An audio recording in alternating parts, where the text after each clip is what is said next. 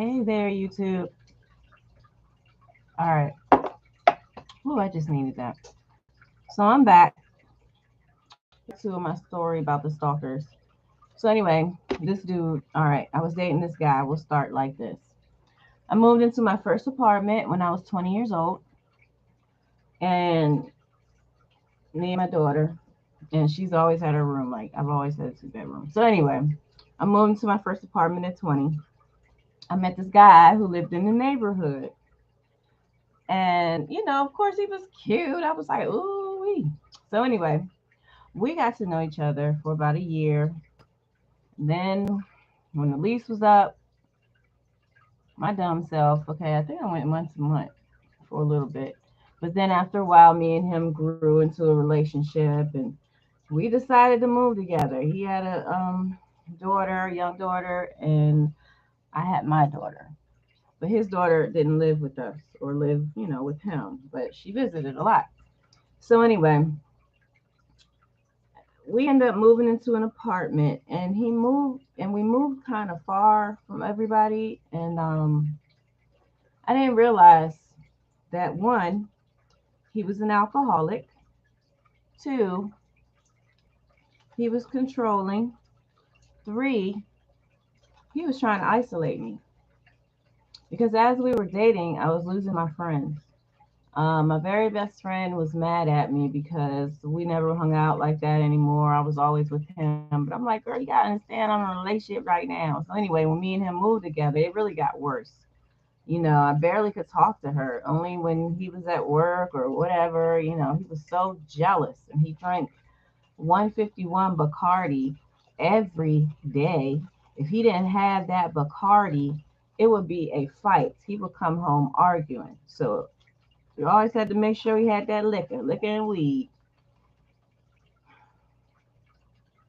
And of course, they don't start off this way. Like he was so sweet to me, but then when he moved me away and we lived together, it became terrible.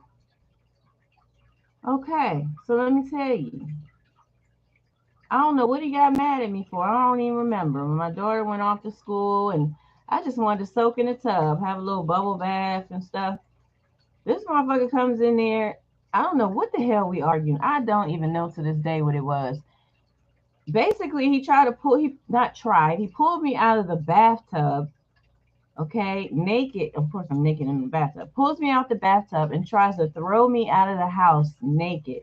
Like literally dragging me, trying to throw me out the house naked, out the apartment. And we were in there fighting and tussling. Then he kind of like hit me in my face and my nose started bleeding. And then he was sorry once I started bleeding. And I'm like, get the hell off me. And I said, you know what? I got to get the fuck out of here. So basically, he knew I wanted to leave. He told me if I leave, he gonna kill me. He gonna take my daughter. He just did he said anything he could to get me to stay. You know, apologize and tell me I ain't never leaving him and ain't nobody gonna want me and all that manipulation shit. That nobody's gonna want you and blah blah blah. You got a kid, nobody gonna want you. I had one child, mind you. Yeah, I was young. So the fuck what? So basically, after that happened, I knew I had to get it. Was I working? I was working, but I knew I had to get the hell out of there. So I had to think of a plan. And before all that happened, the abuse was um, before it got physical. It was the name calling. It was the grabbing. It was pulling out a gun and putting it on the table next to his drink and just saying dumb shit to me, wanting a pistol with me. I mean, I was scared of this man. I was scared. Okay. So I knew that I had to get out of this for me and my daughter's lives. I had to get out of this. He never abused me in front of her. He always waited till she went to school. Or if she wasn't, yeah, she's always with me. So he always waited till she went to school. So in the meantime, between time, one day I go to work And I just come home early. Just something told me, go home. Go see what's going on at home. I wasn't feeling it at work. And I worked like right behind where I live. I think I was working at damn Kmart or something. And so I left. I came home early. This motherfucker had a chain on the door. I'm trying to get in my apartment. I'm like, what the hell? Open this door. Like, why is the chain on there? I'm banging forever. Mind you, wasn't no cell phones back then. So I had to go to the fucking payphone, call, be like, why the fuck you got the chain on the door? Oh, I was asleep. I was asleep. Man, let me tell you something. Come to find out a week later, my so called best friend was in there sleeping with my man. You know how I found out? She wrote me a letter.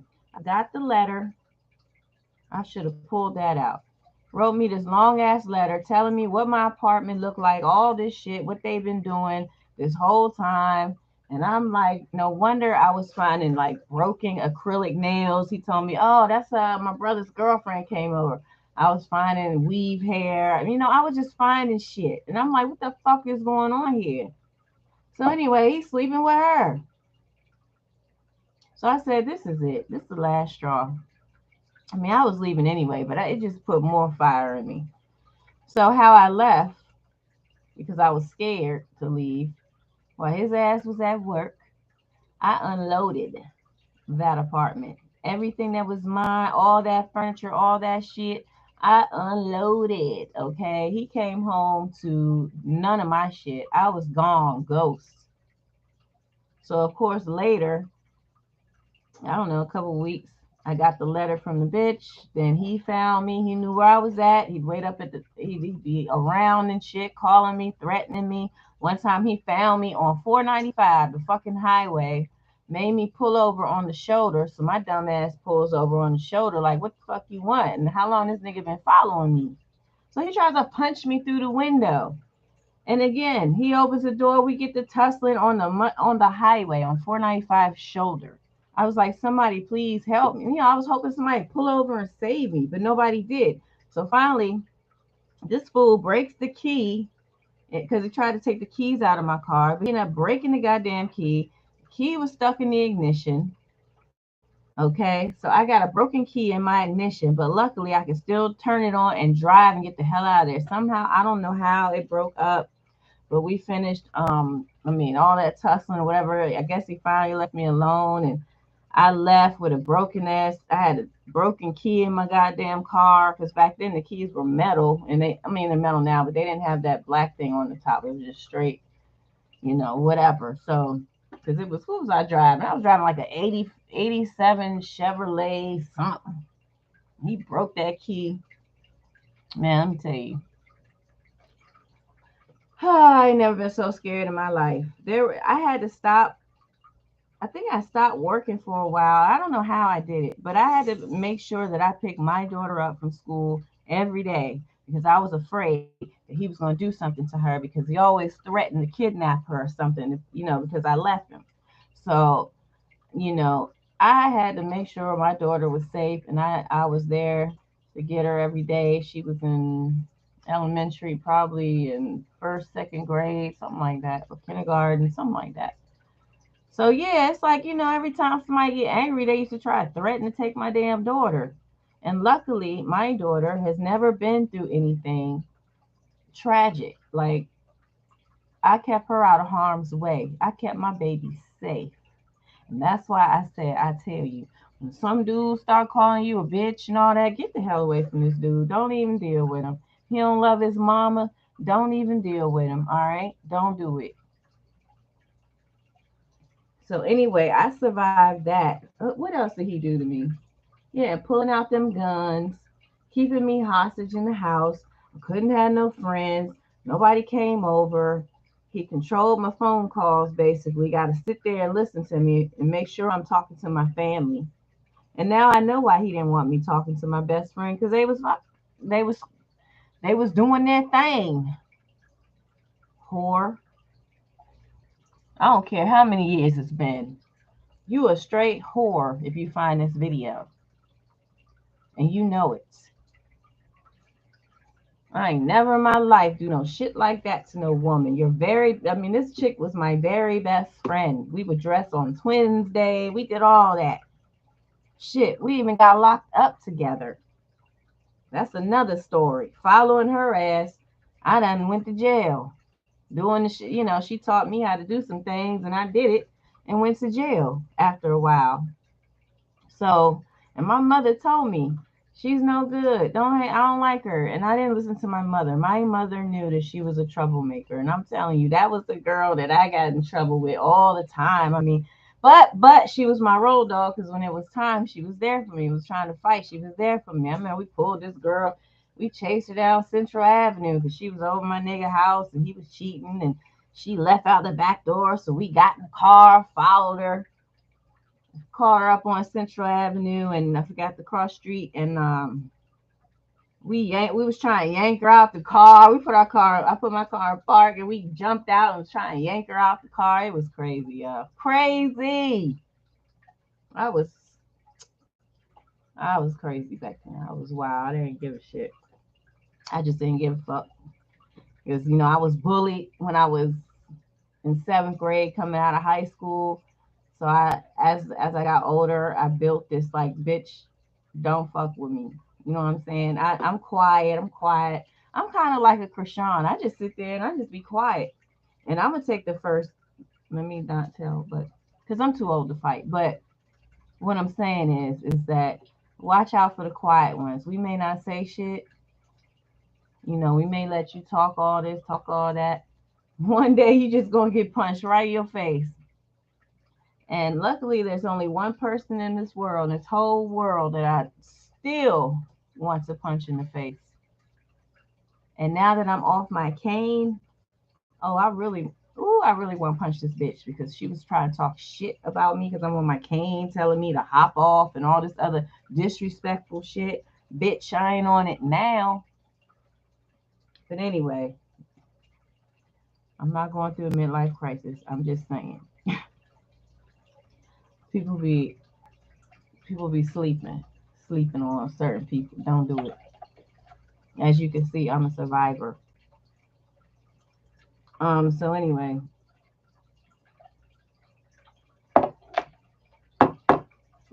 that dude was the most. Well, he ain't the most I ever feared. I feared a lot of because I can't lie. I mean, I was young and I love money.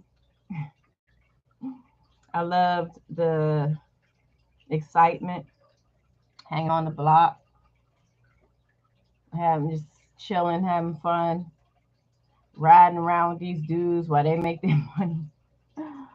Oh my God. I'm telling you. And it's crazy because somebody that I used to ride around with and he was a straight hustler. He ended up doing probably 20 years, but he's out now. I just discovered he was out a year or two ago. I think maybe 2 years now, but he's out. He's fucking out, and he came to visit me once, and I'm like, damn, I ain't seen you in over 20 years. Mm-mm-mm. I still got his jail letters.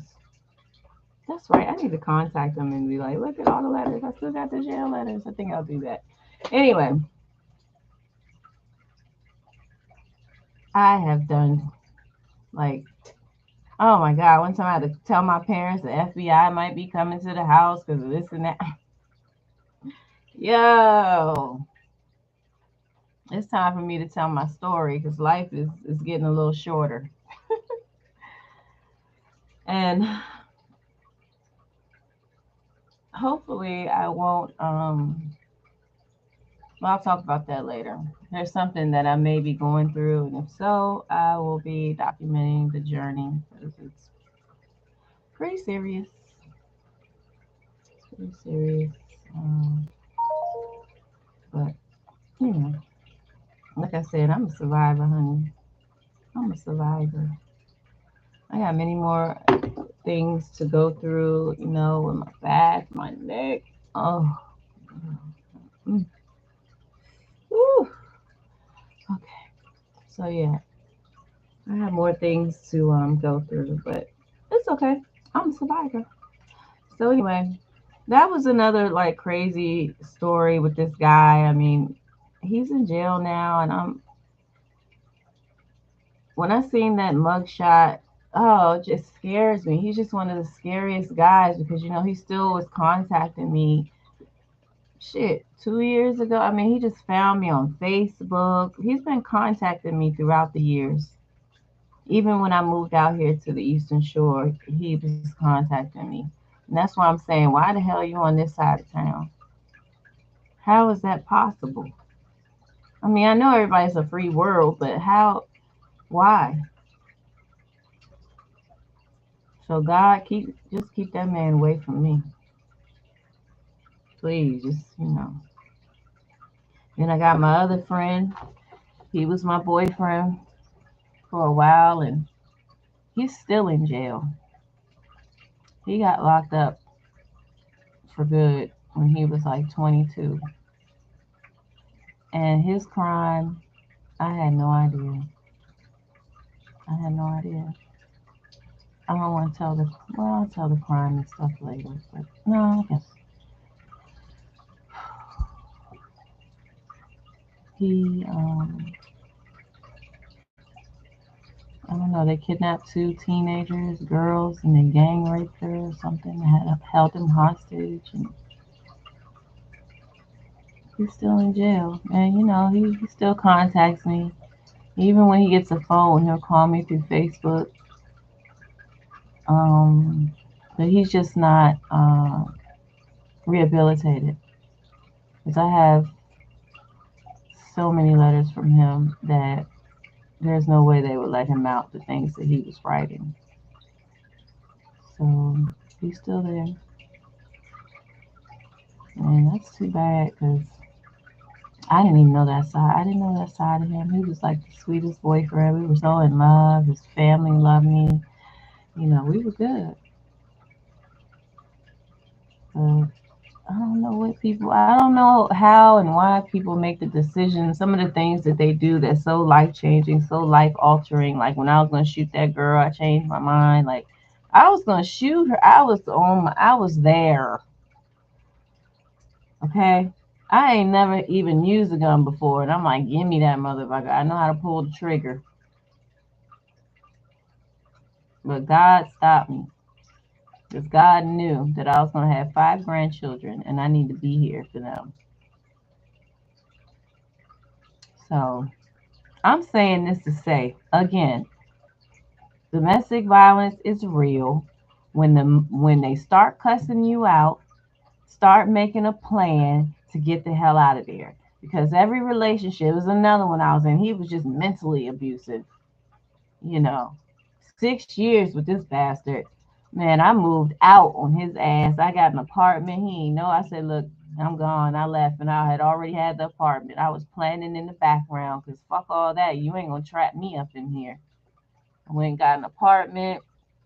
Of course, I ended up going back to him. So I had my daughter stay in the apartment, but then I broke up with him again. So I had to move back to the apartment. My daughter was pissed off. I'm like, it's in my name. No, I need to come back. I'm leaving this nigga for real because he wasn't accepting some things. You know, it was a mess. It was a mess. But I always have a plan. I fuck all that. That's why I have my own house. Okay, I plan that shit. I said before I'm 50, God, please bless me with a house. My daughter's having children. I need a place for my grandkids. So guess what? God blessed me with a house on my own. Don't no man live with me. Don't no man take care of me. I'm disabled and I still made it. I'm still making it. So, being said that, don't let anybody stop you do whatever the hell you want to do. And when a man start calling you bitches and hoes and all that, fucking exit. All right, get the hell out of that shit. And if a man hit you one time, just one time, get the hell out of that relationship. I'm telling you. I'm telling you. Because there's no way that I'm going to get that angry that I'm going to want to physically hurt the person that I love. I may say things, I may get angry, If you cheat on me or something, I may want to fucking stab you, but I know I'm not because my life is worth more than that. Shit, my life is worth more than that. I'm not giving up my life for nobody except my daughter and my grandkids. That's about it. Somebody fuck with them, you touch my grandkids and inappropriately, and you scar them for life. I'm gonna scar your ass for life. All right, but other than that, I'm gonna stay over here and I'm gonna enjoy my life in peace. Period. Yo, YouTube, this might be some type of therapy for me. Talking to y'all.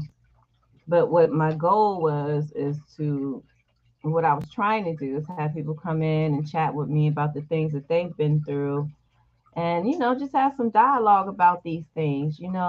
Once I get y'all's attention and y'all click on here with the live, we can have some discussions.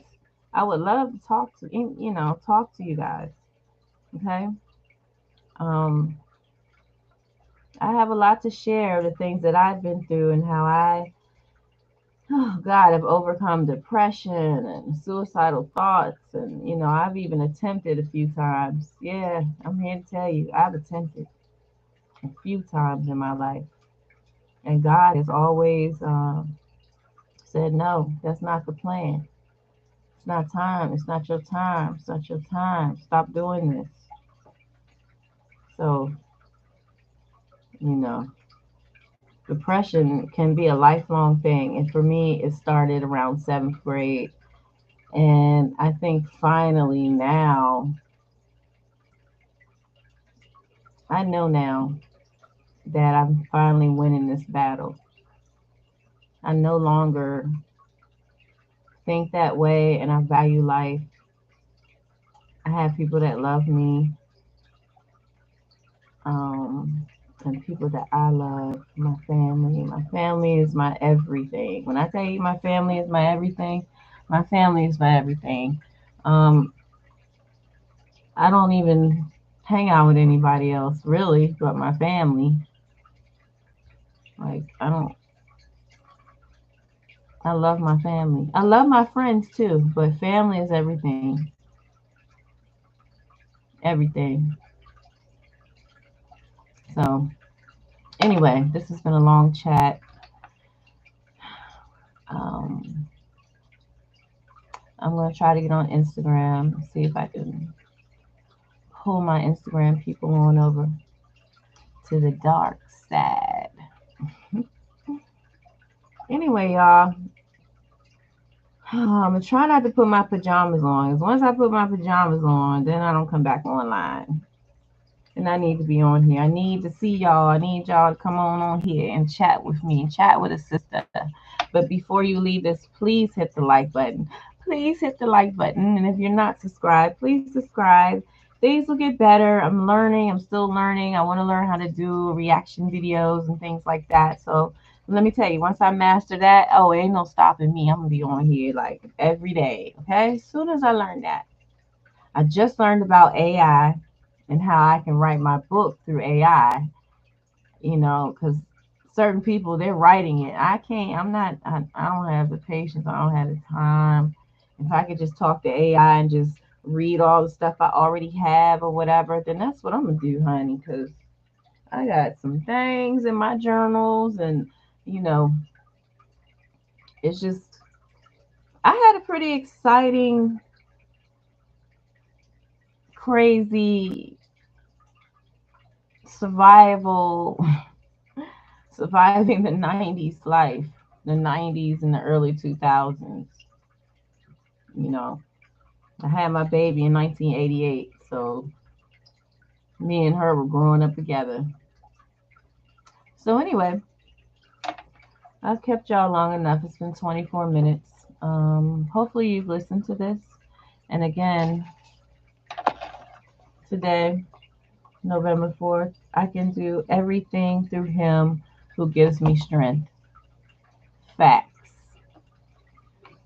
Have a good day, y'all. Don't forget to like and subscribe. Bye. Thanks for listening.